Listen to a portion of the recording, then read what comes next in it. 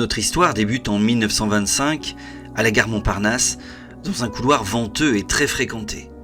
C'est dans une boutique de jouets et de confiserie que nous retrouvons Georges Méliès. 7 jours sur 7, il est là, désabusé, prostré pour 15 heures de travail dans une prison qui n'est même pas dorée. Par moments, il se remet avec minutie et talent à ses premières amours, le dessin. Il trace au crayon son passé, les grandes heures de la star film, ses féeries théâtrales, tout ce qui a permis à cet homme tombé dans l'oubli de faire du cinématographe un spectacle qu'on appelle désormais le 7e art.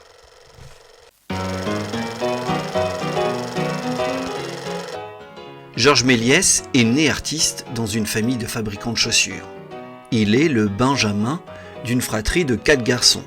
Son père, Jean-Louis Stanislas, cordonnier bottier, a travaillé durement pour assurer à sa famille une aisance bourgeoise à Paris. Entrepreneur, il va donner à son affaire une tournure industrielle. Il lance des modèles et fait fortune. Catherine, sa mère, veille sur le petit dernier dont elle veut faire un bachelier. Durant son adolescence, le pensionnaire du lycée Louis-le-Grand confectionne alors une multitude d'objets. Plus que cela, le dessin l'occupe de longues heures. Georges Méliès prend sur le vif tout ce qu'il voit. Son coup de crayon est alerte et subtil. Dans la maison familiale de Montreuil, le lieu de son imagination, c'est le grenier. Il y entrepose ses fabrications, laisse libre cours à son inventivité. En 1877, il donne son premier spectacle à sa famille, avec le théâtre de marionnettes qu'il a lui-même fabriqué. Mais tout cela n'est pas sans inquiéter son père, dont les plans sont tout tracés. Georges travaillera dans la chaussure et se mariera avec Blanche Simon, dont ses 2 autres frères ont épousé les sœurs. Ne voulant pas froisser son père pendant un temps, Georges Méliès prend pied à l'atelier, mais il poursuit parallèlement sa quête artistique. Il prend des cours avec un vieux sculpteur et se confie alors à l'un de ses amis Roberval. « Je ne sais pas encore ce que je ferai, lui dit-il, mais je sais bien que je ne passerai pas ma vie à humer l'odeur du cuir, qu'il soit de veau ou de chevreau. » Après avoir effectué son service militaire à Blois, cette option ne l'a pas quitté. Georges veut rentrer aux Beaux-Arts et devenir artiste peintre. C'est un nom catégorique du père qu'il se voit infliger en acceptant un compromis, qu'il travaille sur les machines à l'atelier et il pourra alors continuer ses cours particuliers. Il se trouve justement que ses parents connaissent une sommité de la peinture en la personne de Gustave Moreau. Dans un vieil hôtel particulier, Georges va peindre, dessiner, s'améliorer sous les yeux du grand artiste qui a besoin de modèles pour son nouvel élève. Il fait monter Suzanne, la fille du concierge, mais voilà que Georges en tombe amoureux et il l'annonce à ses parents. C'est un nouveau coup de massue pour le père qui décide de lui faire perdre ses ardeurs en l'envoyant à Londres dans un grand magasin de confection. Si le désir de Georges Méliès s'émousse facilité par la rupture, son père n'avait pas prévu qu'un point de non-retour allait être alors franchi.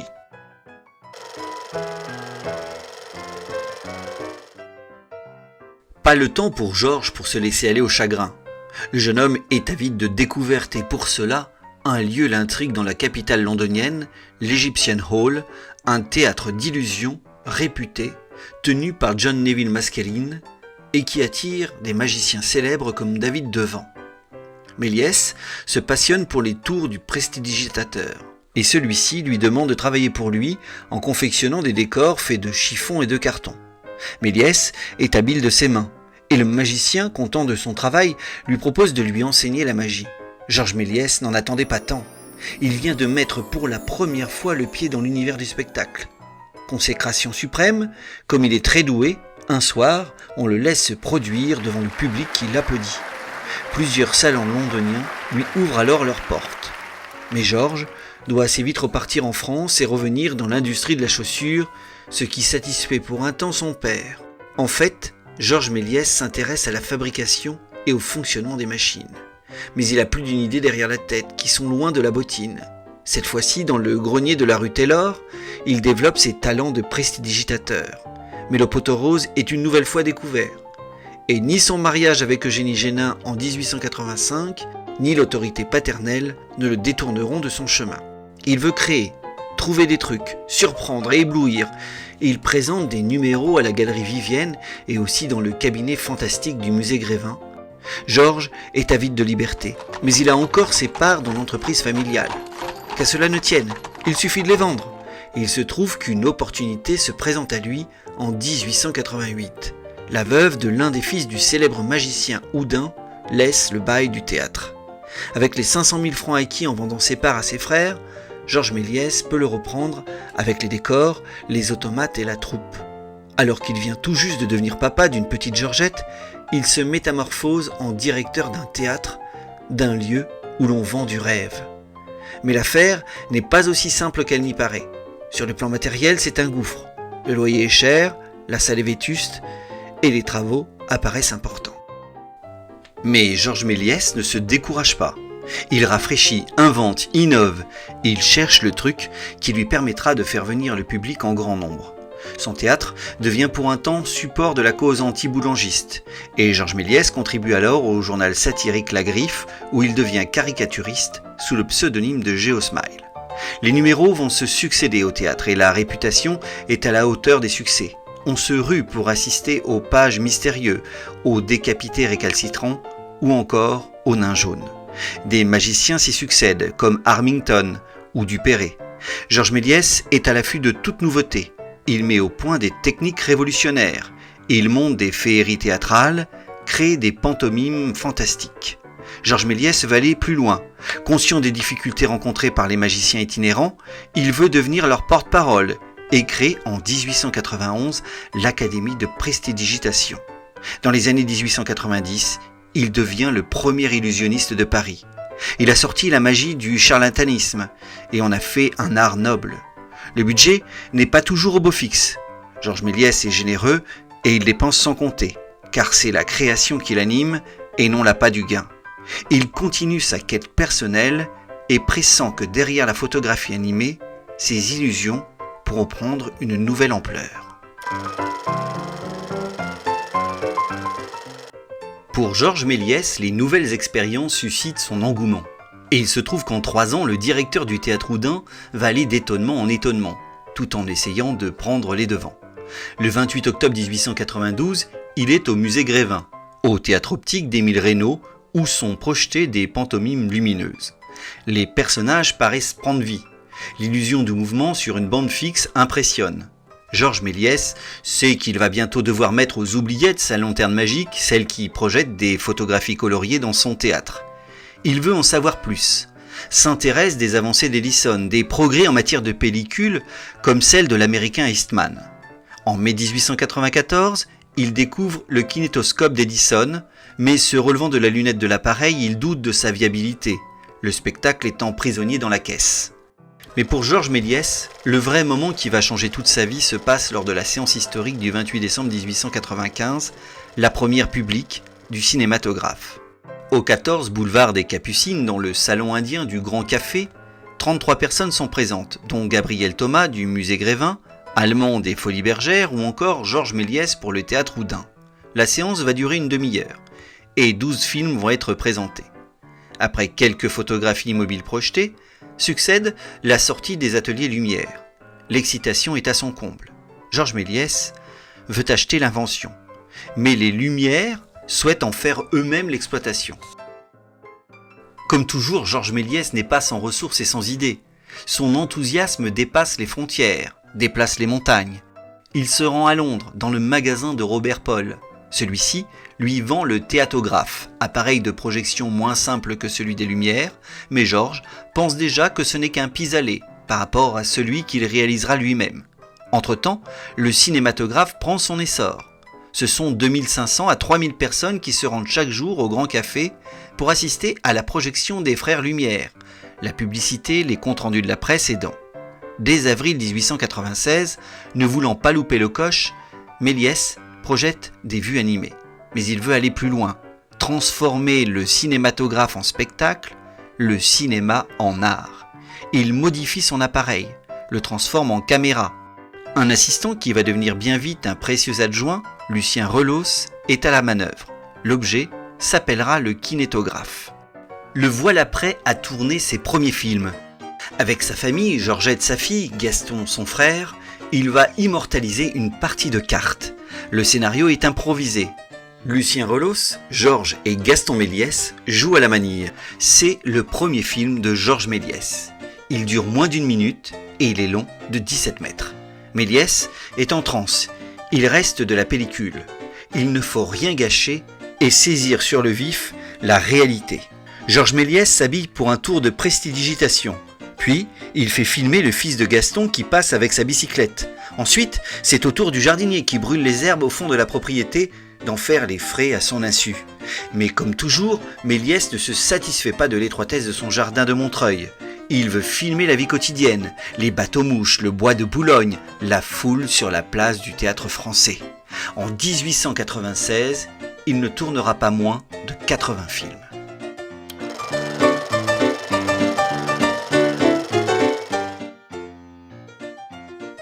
Georges Méliès veut sortir de la vie quotidienne. Le magicien veut utiliser la nouvelle invention pour ses illusions, s'emparer de l'appareil pour dépasser ses limites, et pour que tout cela soit rentable, il va pouvoir compter sur l'intérêt porté à ses films par les forains qui veulent de l'inédit et des programmes courts pour multiplier les séances. Ces scènes fantastiques féeriques vont faire sensation. Georges Méliès va tâtonner et en même temps faire preuve d'un génie créateur hors norme où tout est à faire. Le premier de ses effets spéciaux, il le trouve place de l'Opéra. Alors qu'il filme les allées et venues des passants, sa caméra se bloque et il lui faut 1 minute pour débloquer la pellicule. Il remet alors l'appareil en marche. Quelle ne fut pas sa surprise en développant le film de voir qu'à la place d'un omnibus, un corbillard apparaissait. Le truc par substitution venait d'être créé et Georges Méliès allait très vite l'adapter dans l'escamotage d'une dame au théâtre Oudin. Le succès est au rendez-vous et l'effervescence à son comble. Le Georges Méliès touche à tout va trouver nombre de procédés encore en usage aujourd'hui, comme la surimpression, le fondu enchaîné, le ralenti ou l'accéléré, ou encore l'usage de caches et de maquettes qui permettent notamment de doubler les mêmes personnages. Il invente le premier, la colorisation avec le Manoir du Diable, l'un de ses premiers films. Il fait même une tentative de synchronisation image-parole avec le célèbre Paulus, mais l'expérience restera sans lendemain. Le cinéaste est également sur tous les sujets. Films historiques, comme pour le premier Jeanne d'Arc, reconstitution d'actualité, comme avec l'affaire Dreyfus, pour lequel il prend parti, ou encore le couronnement d'Édouard VII d'Angleterre. Il crée même les premières publicités animées, comme pour la moutarde Bornibus ou le cirage de la veuve Bruno. Mais par-dessus tout, le style Méliès s'exprime par la création de grandes féeries et de fictions hors normes qui trouvent leur aboutissement dans Le Voyage dans la Lune en 1902. C'est l'apothéose du magicien de l'écran. Pour un coût de 10 000 francs, le film est un très gros challenge. 3 mois de tournage, un film de 260 mètres pour un quart d'heure de projection. Georges Méliès atteint le summum de son art. Il a tout supervisé. Les décors, les costumes, les masques, la scénographie. Le baroque le partage au burlesque dans son œuvre tout en surprise. Et le public est conquis. Pour tout cela, Georges Méliès dépose sa marque La Star Film en 1902. Après le départ de Lucien Relos en 1897, il n'aura plus aucun associé. Et entre les voyous qui veulent l'arnaquer et les fervents admirateurs qui veulent rentrer pour partie prenante dans son aventure, Georges Méliès ne fait pas le tri et refuse tout le monde. Ce qui profitera à la concurrence, au premier rang desquels la société Pathé. Par ailleurs, la Star Film n'est pas une société commerciale. C'est Méliès qui, seul, avance ses propres capitaux, ce qui le rend plus vulnérable que les sociétés de cinéma qui se constituent alors. Pour produire tous ces films, Méliès va être sur tous les fronts, à la fois réalisateur, scénariste, décorateur, acteur, opérateur, directeur d'acteurs, il va mener à la baguette tout son petit monde. Si l'homme est plutôt pétillant et souriant dans la vie, lors d'un tournage, il est capable de piquer des colères légendaires. Il ne laisse rien au hasard pour réaliser ses films. Il a besoin d'un espace propre pour produire ses créations. À Montreuil, il développe des moyens gigantesques, tant humains que financiers. Il est le premier à créer un studio de cinéma à la machinerie étonnante, une immense pièce à la toiture en verre, pour continuer à bénéficier de la lumière, même durant la mauvaise saison. Le tout lui coûtera 90 000 francs. Georges s'improvise même architecte pour la circonstance et fait des croquis. Ces acteurs sont des amateurs, des danseuses du Châtelet ou des Folies Bergères, des artistes de music hall. Au départ, ils font la fine bouche, mais Georges Méliès est généreux et le montant de la rémunération les fait souvent plier. C'est ainsi qu'ils forment la première troupe d'artistes de cinéma Et parmi ces acteurs, une personne se détache, Jeanne d'Alcy. Elle est là depuis le début auprès de Georges. De son vrai nom, Fanny Magneux, elle est souvent considérée comme la première star de cinéma. Du haut de ses 1,50 m, elle est charismatique. Et elle diffuse dans les films de Georges une grâce et une élégance tout en fragilité. Dans la troupe du Théâtre Oudin, elle va devenir l'égérie et l'amante de Georges Méliès. Elle le comprend et elle a la même passion créatrice. Sans délaisser pour autant sa femme, Georges Méliès va assurer à sa maîtresse un très beau train de vie. Au début du XXe siècle, alors que l'exposition universelle a fermé ses portes et que la France se complaît dans la Belle Époque, Georges Méliès affiche des bénéfices records. Mais le succès s'accompagne toujours de jalousie et de convoitise. L'alchimiste de la lumière, comme l'a surnommé Charlie Chaplin, va la prendre à ses dépens.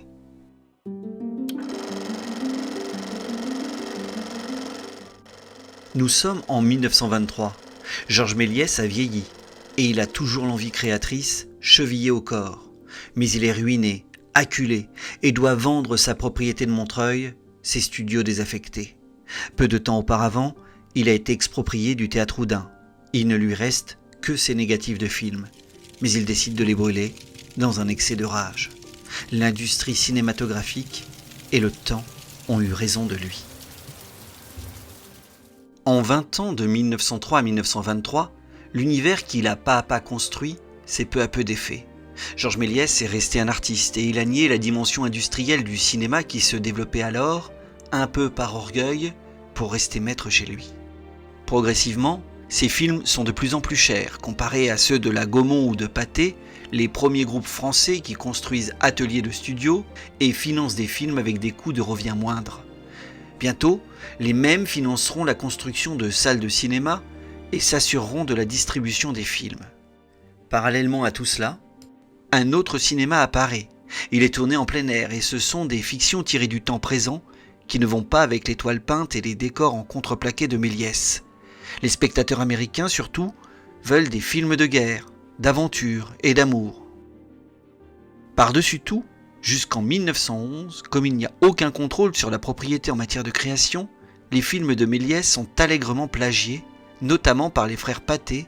Même si les décors et les costumes sont de piètre qualité, ce pillage artistique fait du tort au magicien Méliès. D'autant qu'aux États-Unis, où il a envoyé son frère Gaston, ces films qui remportent de grands succès au départ peinent à s'écouler en raison d'une guerre des brevets menée par Thomas Edison, notamment sur la perforation des pellicules.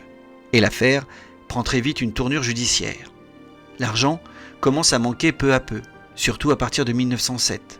Le rythme des tournages s'étiole. 19 en 1907, dont 200 000 lieues sous les mers, 17 en 1909. La même année, il est pourtant encore choisi pour être le président du Congrès international des éditeurs de films à Paris le 2 février 1909. Il y apparaît rayonnant, et pourtant, les accords qui vont y être pris vont marquer le début de la fin pour Méliès, car en acceptant que désormais les films ne soient distribués qu'aux adhérents sous forme de location, il se coupe définitivement des forains qui étaient pour lui encore une manne importante. Georges Méliès doit désormais licencier. La mort dans l'âme. Il se retrouve parfois seul dans son studio vide, perplexe. Il se rabat pour un temps sur son théâtre et s'investit dans les spectacles comme pour les Fantômes du Nil. Il ne peut désormais plus continuer à vivre sur les recettes envoyées des États-Unis par son frère Gaston, car celui-ci a désormais fondé sa propre société, l'American Wild West. Un an avant la Première Guerre mondiale, Georges Méliès a définitivement fini de tourner. Pendant 2 ans, Pathé lui a permis de reprendre le chemin du studio. Il a réalisé 6 films, mais le succès n'est plus au rendez-vous. Sur le plan personnel, il est très affecté. Sa femme, Eugénie, malade, s'éteint en 1913 et il se retrouve seul avec ses 2 enfants, Georgette et André. Il continue au théâtre et c'est sa fille qui s'occupe des finances. Mais après la guerre, il est exproprié car on doit prolonger le boulevard Haussmann. Et face à ses créanciers, il n'a d'autre choix que de vendre sa propriété. Il doit trouver un toit et un travail. Hébergé un temps par sa famille, il se décide à retrouver Jeanne d'Alcy, qui, comme lui ruinée, tient désormais un petit magasin à la gare Montparnasse. Mariés en 1925, ils vont passer 8 ans à vendre des bonbons et des jouets. Pourtant, on n'oublie pas Méliès. On donne des banquets en son honneur, on lui demande des articles, des illustrations. Il est même réélu à la chambre syndicale de prestidigitation. Des personnalités lui rendent visite et les journalistes commencent à relayer l'état dans lequel Georges se trouve et parlent de honte pour le cinéma français. Même si le milieu du cinéma l'a laissé tomber, des cinéphiles comme Paul Gilson, le futur directeur de la radio française, ou Jean Mauclair, directeur du Studio 28, tentent de l'épauler. Jean Mauclair organise même en 1929 pour Méliès à la salle Pleyel un gala où 8 de ses films retrouvés sont projetés. Il y est applaudi chaleureusement. Après la perte de sa fille Georgette malade, Méliès occupera avec sa femme Jeanne d'Alcy la maison des retraites du cinéma au château d'Orly dès 1932. Il y recevra des amis, s'occupera de sa petite fille. Malade, il garde son humour, mais malgré sa force de vie, un soir de janvier 1938, après un cancer éprouvant, il s'éteindra à l'hôpital.